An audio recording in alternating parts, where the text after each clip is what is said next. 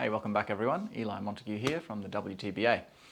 What I'd like to talk to you about today is gloves and headgear and brain damage. There's a lot of talk out there that use of gloves, and it's more so about headgear, causes more brain damage than not using it. This is only true under very specific circumstances. The way that we use gloves and or headgear will not increase your risk of brain damage. The first time I heard this concept, wearing a helmet causes you more damage, or gloves causes you more damage, it made no sense in my brain. I was like, getting hit by something with a big pillow on the end of it versus getting hit with a bare knuckle. How could this do more damage than this? Or any kind of a head protector. How could it cause more damage? You know, like all dangerous sports, or riding a motorcycle, riding a horse, anything where it's likely that you will hit your head on something, people wear helmets. So why is it different in boxing or MMA or any martial art? From what I've seen, it seems to me that this rumor that gloves and headgear cause more brain damage comes from people who read the title of an article and then don't bother to actually read the article to see the context at which that may or may not be true. Every study done, every reason given that gear, protective gear, causes more brain damage only applies to competition fighting, where you are trying to knock out your opponent. You're trying to cause as much damage as possible and finish the fight. That's your goal. That is not our goal when we're sparring, when we're training, when we're practicing the martial art. Our goal is completely different. Our goal is to learn from our partner. Okay, so let's have a look at the most common reasons that people give as to headgear or gloves causing more brain damage. The first one is, gloves as the example, they cause the fight to go longer. If the fight goes longer, you're going to get hit more, aren't you? If you fight for 10 minutes, you're going to get hit more than if you fight for 3 minutes. So therefore, your head's getting hit more often, therefore more brain damage. If boxers were to not wear gloves, they would knock each other out much quicker, or at least with less punches. So the other difference is when you wear gloves, you can swing your punches in without the worry of hurting your own hands. So therefore, you're more likely to throw more punches, therefore the other guy is more likely to get hit more because you're wearing the gloves. If you're throwing punches with nothing on your hands, you want to make sure that that punch is highly likely to land where you want it to land so you don't hurt your own hand. As well as you're probably going to use slightly less force than you might otherwise. But the main thing is that risk of hurting your own hand through swing, you know, including the body, because you can bust your knuckles on elbows and forearms, things like that. So when you're sparring, when you're fighting with no gloves on, or even if you're wearing gloves, but you're training with the mindset that you wouldn't be wearing gloves, you're training to fight without gloves, even though you're wearing them for a little bit of added protection. You don't just swing punches. You only throw very precise punches when you know there's a higher chance they're going to get through. So less punches are thrown because of the risk of hurting your own hand, therefore less punches landing, therefore less brain damage.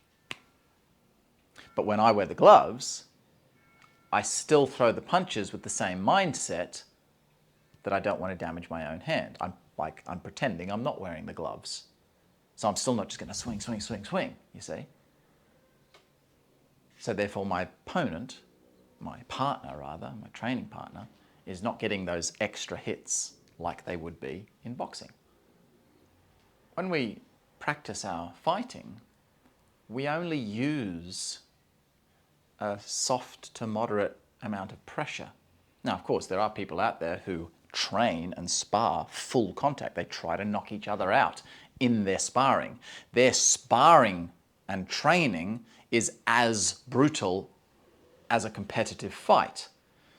Well, if that's the way you spar, then yes, gloves and headgear will cause you more brain damage in the same way, because you're essentially competing. You're doing the same thing that you would be in the ring. Most people don't do that though. So if you want to practice full contact like that, by all means, go for it. Maybe it wouldn't be so bad to practice full contact again if your mindset is that you're not wearing the gloves. So you're still training like, I'm only going to throw a punch when I think it's going to really count.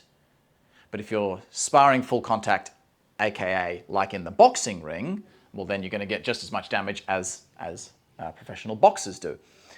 I personally don't think that the health risks involved with training full contact are worth the little bit of extra fighting skill you get from sparring full contact. Of course, if you spar and train full contact, you're going to have an upper hand on someone who doesn't, but you're also going to have that higher risk value of your own health. So I think sparring light to medium contact and training yourself to fight without damaging each other, without long-term injury to your brain, will give you enough. It will give you enough skill. It will take you to a level high enough to deal with just about any situation that you might get confronted with in a street situation, a fighting self-defense situation. So you're going to get the skill you need. Sure, you're not going to be the world champion ultimate fighter, but you're going to have enough. And that's what we in the WTBA aim towards. We put our health first and try to train how to fight in the best possible way with minimal risk to our health. So when we train, the amount of pressure we're using, even if we weren't wearing gloves, that amount of pressure still wouldn't knock each other out anyway. So therefore, when we train, the gloves or the headgear, it's not causing the fight to go longer. It's not causing the training session to go longer. Therefore, they're not adding anything to the percussion to the brain. They're lessening it, in fact. The main thing that causes brain damage is your head moving and your brain getting left behind. So when I get hit in the head, right, my head very quickly moves backwards, but the brain inside all the fluid, basically, if this is my brain, right, my head goes, ugh, and the brain stays there, right? So the brain moves and it can actually, how can I say that? This is my brain and this is my skull. So the skull moves, and instead of it moving like this, the skull moves, boom, and hits the brain inside there, kind of thing. So the brain's getting rocked around too much because the head moved so quickly. The fastest you can move your head is never going to be as fast as what happens to it when it gets struck by something. So when you put on a glove, the glove acts like a crumple zone. It slows down that acceleration. If you get hit with a direct, solid object, the speed at which that's moving at, your head will move at that speed instantly. Whereas with a glove on, you've got that crumple zone first. Your head starts moving as it's crumpling up. So essentially, the acceleration at which your head goes from stationary to however fast it's going to go is a more gradual path on that acceleration. It's the same idea as a crumple zone in a car. If your car was like an iron bar in front of it, you'd all die. But because there's that crumple zone, it slows you down more gradually. So in this case, it's the reverse. It speeds you up more gradually. So the glove protects your brain. Having said that, if you get punched 10 times with a glove versus once with a fist, then yes, the glove will cause you more brain damage. But it's not the glove causing more brain damage, it's the fact that you got hit 10 times instead of getting hit once. Okay, now a couple of things about headgear. One of the reasons that they say that headgear causes more brain damage is because you get hit more, because it's a bigger target. It's physically a bigger target. Also, some will restrict your view. If your view is restricted, you're less likely to see the punch coming, therefore you get hit more. So, a couple of simple ways to fix that. Don't buy a big bulky head guard. Get a slimline one, okay, if you want one. Don't get some big bulky thing. So that you know, just this much more, it's not going to make that much difference as far as the size of your head is concerned and the weight on your head. And with reference to the vision, don't get a crap quality head guard that restricts your vision. So that solves that problem. Headgear is designed to do one thing: protect the superficial regions of your head. It does not really do anything with reference to what I was saying before, like the crumple zone principle, like what the glove does. It acts more in the way that a professional MMA glove would act, you know, like a 4-ounce, very thin padding MMA glove. There's not much crumple zone there. But what that does is, either that small glove or the headgear, what they do is they spread out the force. So there's just as much force going into your neck and into your brain. That doesn't change with headgear, and it barely changes at all with your knuckle protectors. What are they called? MMA gloves. What it does is, what that small MMA gloves is, it stops your knuckles digging into little bony areas, like the back of your jaw as an example. If I clock someone in the back of the jaw like that, that's generally fight over if you hit someone there properly. Whereas with the MMA glove on, it spreads out that pressure because your knuckles aren't so tiny anymore. There's not that much padding, but you're now hitting them with a much larger surface area. So it doesn't dig in to any areas, any hard bony areas on the face. Same with the headgear. It stops things being able to dig in to little crevices in the head. The other thing they do is they protect your eyes, your nose are the main things. Okay? So the open face style that I personally prefer, that, you know, go over your head. I don't have any here at the moment, sorry. We're in transit. They're all packed up in a big shipping container. The open, you know what an open face one looks like? Yeah, open face head guard. Because there's like this kind of thing around here, when you punch, this takes the pressure here of the open face one, so long as they're not too far back. Those ones are rubbish, they don't do anything.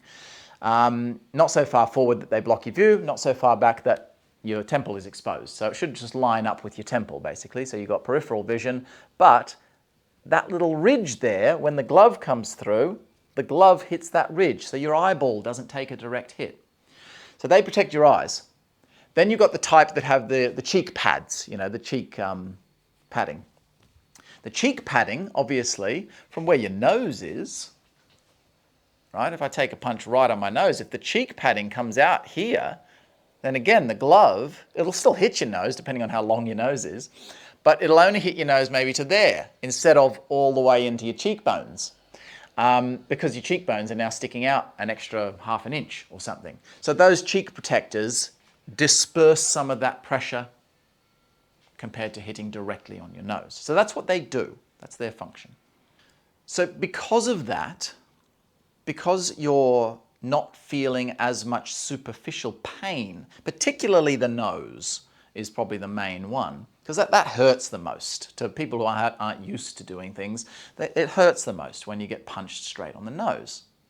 So because of that, okay, you're sparring with your partner, you're like, okay, you talk to each other while you're sparring. Yeah, that was all right, yeah. Oh, that was too hard. Yeah, don't hit me that hard, I'm not comfortable with that, right?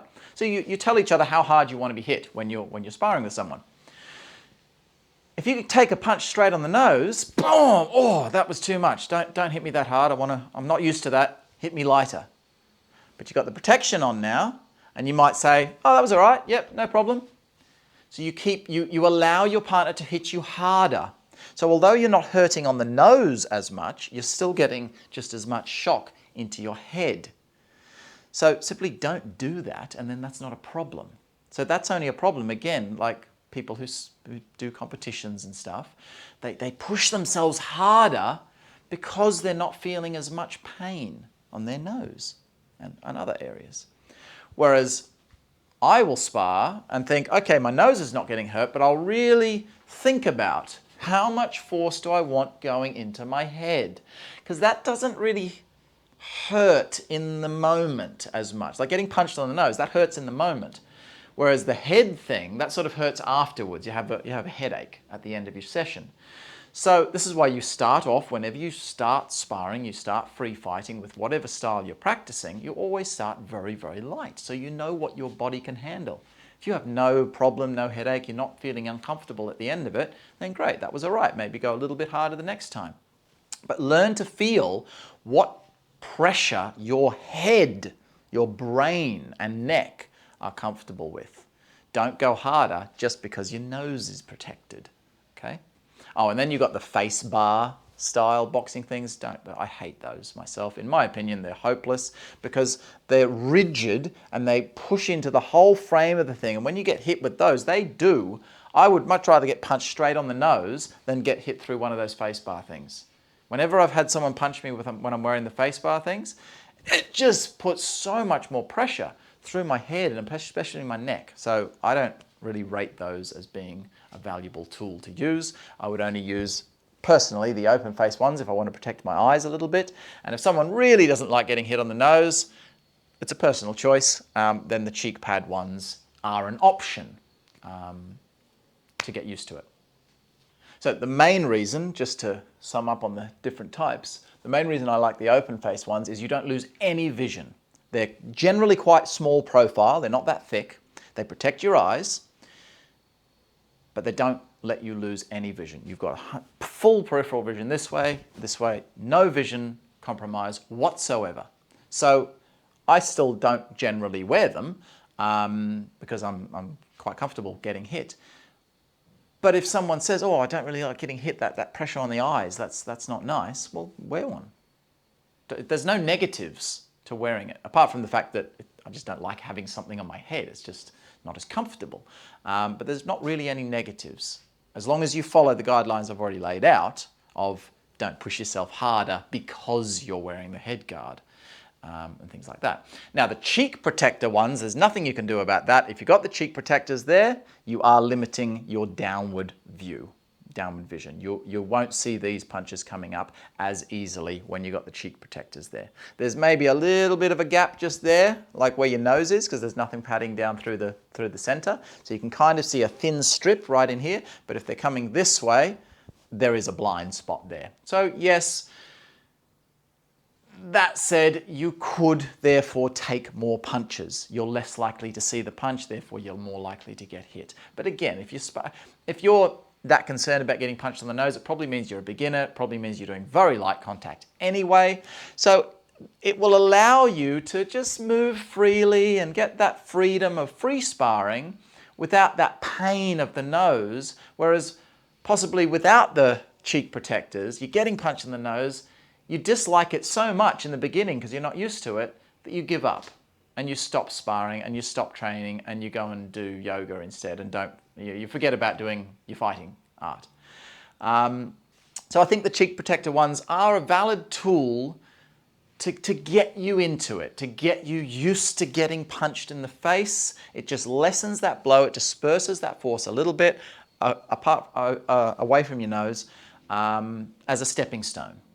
I would recommend once you start getting a bit more, a bit faster and more free with your movement, then eventually get rid of it and maybe go to the open face or nothing. But again, that's really a personal choice. Okay, another reason, this is with regard to head guard.